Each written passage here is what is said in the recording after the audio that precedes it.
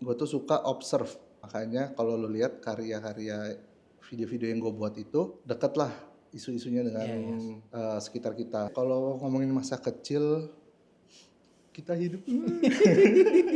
Kalau misalnya gue punya waktu favorit, gue cuma bisa bikin cerita tuh kalau malam. Lu jadi ini loh, jadi terbatas di budak pikiran lu sendiri.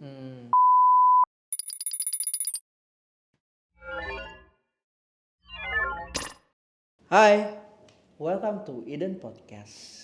Ini kali pertama kita membuat podcast. Izinkan gue untuk memperkenalkan diri. Gue Rama, host di sini.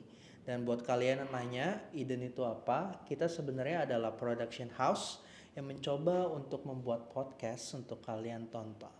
Dan hari ini gue gak mungkin sendiri. Gue coba datangkan seorang sutradara yang sedang naik daun karena belum lama ini iklan yang dia garap viral. Ini katak, bolak-balik, tetap katak. Ini kapak, bolak-balik, tetap kapak. Kalau ini irit, bolak-balik, ya pakai lalamu. In this economy, ride smart, pilih yang hemat. Mau kerja, Pakai lalamu, mau sekolah, pakai lalamu. mau pergi beli sayur, Pakai lalamu. Enggak, saya jalan aja. Noh, abangnya di sana. Udah ya.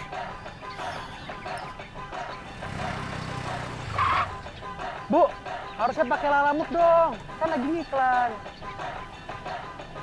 Pasti irit. bolak-balik, Kita langsung sambut saja Ito Fabian. Halo. Tepuk tangan dong yang apa kabar Tok? Baik. Lu gimana? Baik.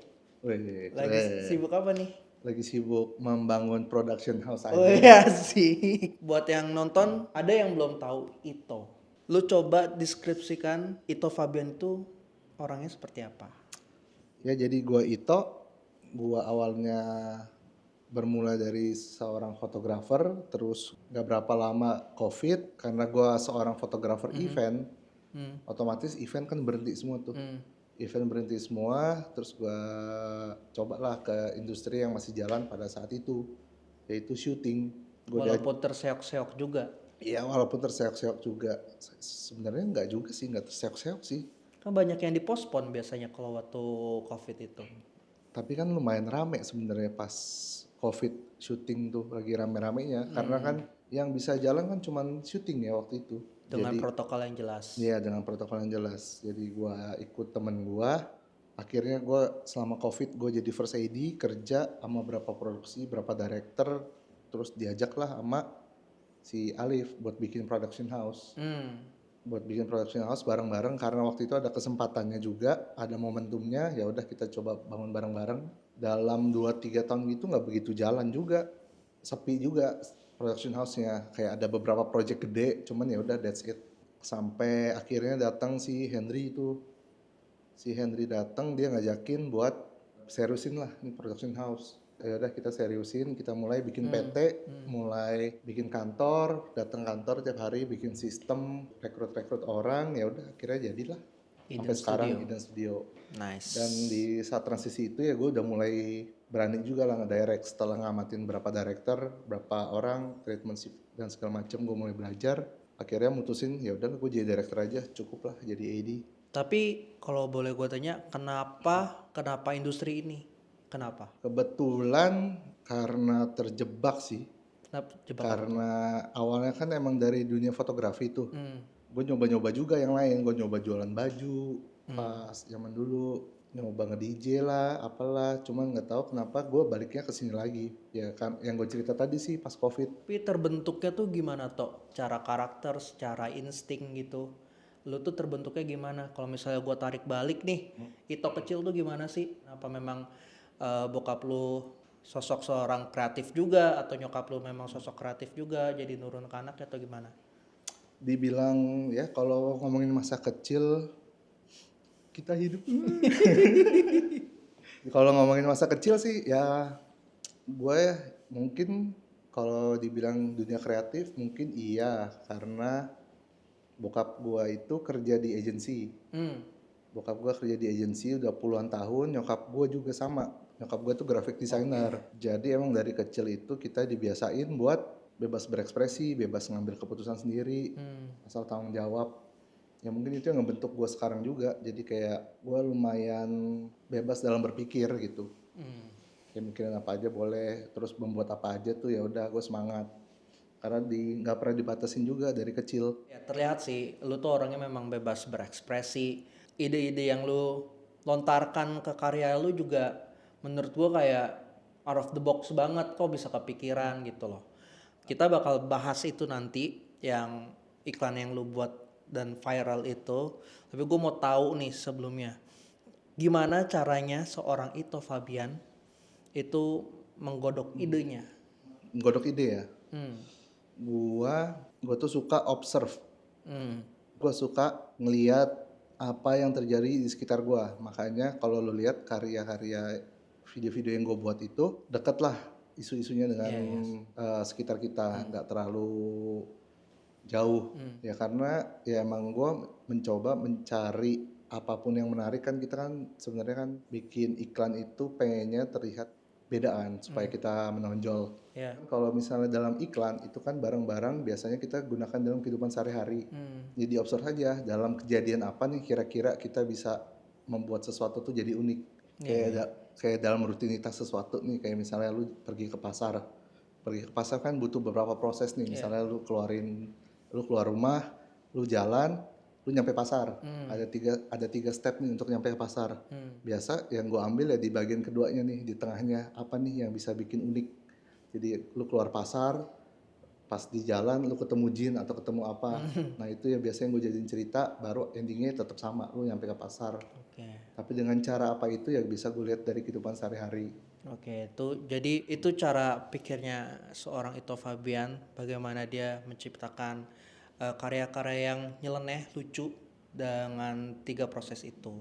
Di tengah yang dia ubah, yang dia kulik dengan ending yang sama gitu. Ya, atau endingnya kan biasa kan tetap jualan. Endingnya jualan, namun cara jualannya apa? Itu yang biasa gue pikirin sih.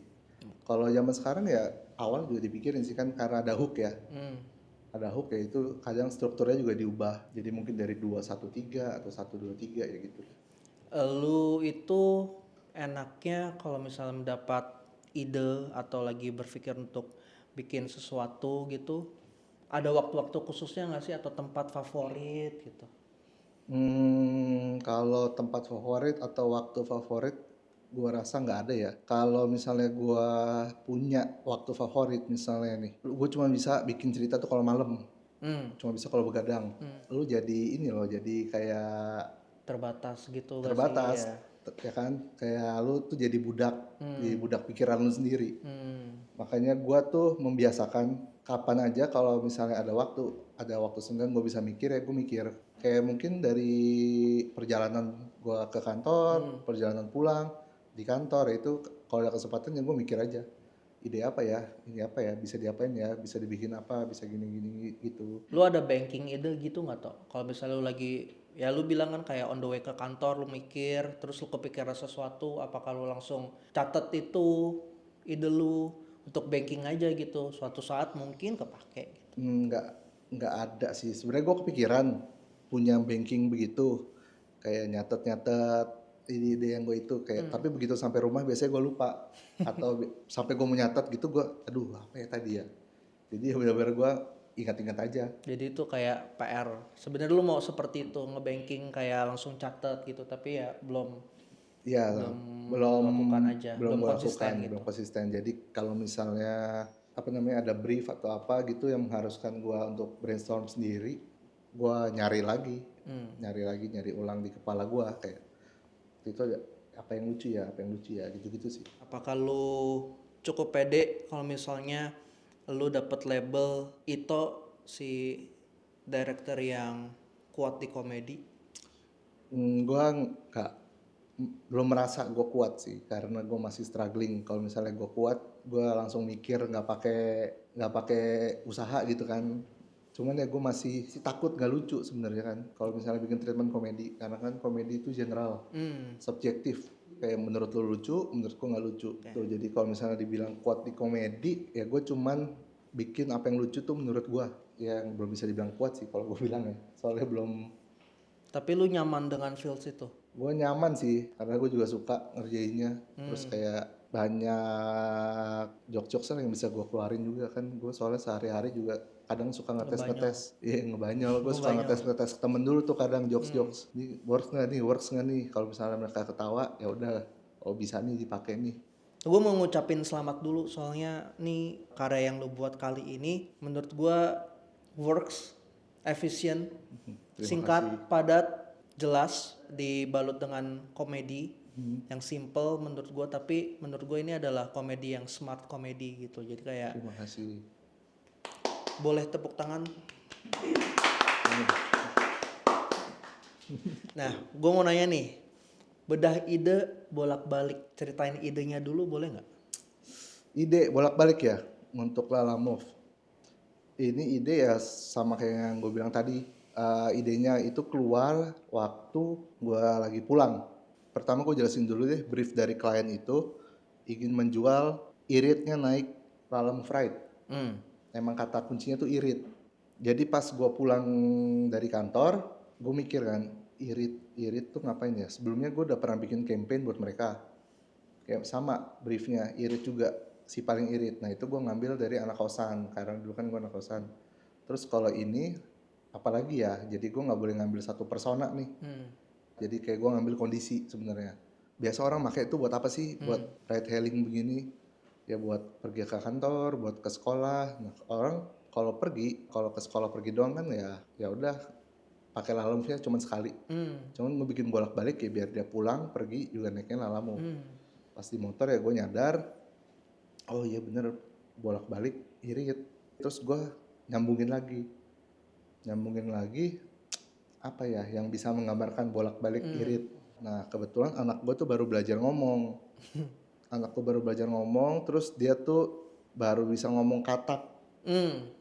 Katak. Terus gue kan liatin kan katak. Katak bolak-balik irit. Nah nyambungin ke message-nya gimana ya? Akhirnya katak bolak-balik irit. Gue cari lagi palindrom yang lain, kapak bolak-balik irit. Kalau ini irit, bolak-balik lalamove gitu. Ya gitulah intinya. Sesimpel ide datangnya dari mana aja ya, di rumah juga lu observasi. Ya emang bisa kita tuh rajin-rajin observe lah kejadian-kejadian di sekitar kita. Jadi kayak milih wordplaynya juga gara-gara anak lu aja nggak sengaja gitu. Ya bisa dibilang nggak sengaja. Kalau anak gua lagi belajarnya hewan-hewan di langit ya nggak tahu ketemu apa enggak tuh. Terus kalau misalnya kita ngomong syutingnya, saat syuting yang paling berkesan itu apa? Ya tiap syuting tuh semuanya unik ya. Jadi kan soalnya beda-beda treatment dan segala macamnya. Cuman gue sih paling suka itu paling ngerasa seneng kalau kliennya tuh percaya sama kita. Klien percaya dengan ide kita, cerita kita, ya itu seneng banget sih. Kayak ya emang lu nge-hire gue tuh emang karena lu percaya sama gue. Jadi kayak ya udah ternyata hasil mereka percaya juga kan Lala Move dan lumayan works, mereka juga seneng, gue juga seneng, semuanya seneng. Oke, mungkin cukup toh kita menggali elunya karena ini juga first episode kita mau tutup dengan game. Mungkin boleh akan diterangkan rules gamenya. Peraturannya itu cuma lanjutin kalimatnya. Jadi misalnya kalau mau mandi pakai apa, jawab cepet sabun gitu. Boleh satu kata atau kalau mau lebih mungkin ya jangan banyak-banyak. Wrong answer only. Tapi Wrong answer only. Jadi nggak boleh. Nggak boleh jawaban yang benar ya? Iya. Jadi Oke. pertanyaan pertama. Ide bagus biasanya datang saat Berak, saya ingin dikenang sebagai orangnya. ganteng, Sebelum syuting saya selalu. pipis, Barang yang sangat diperlukan seorang director adalah jimat. saat syuting paling males kalau Kalau rapnya cepet, kalimat yang paling sering diucapkan di set Apa ya? Yang Anjing. salah apa ya? Jangan bagus-bagus. Oke, that's it. Thank you for watching. Terima kasih. Hopefully kita bakal ada next episode yang mungkin lebih proper. Setnya akan berubah juga, jauh lebih proper. Mungkin sebelum kita akhiri, apakah ada kata-kata untuk para pemirsa yang menonton? Mungkin yang lagi nonton lu ini lagi skripsi, mahasiswa perfilman, ada pesan-pesan nggak buat mereka? Eden Studio Production House terbaik di Jakarta. Mantap, thank you. Ini kreditnya muncul nih.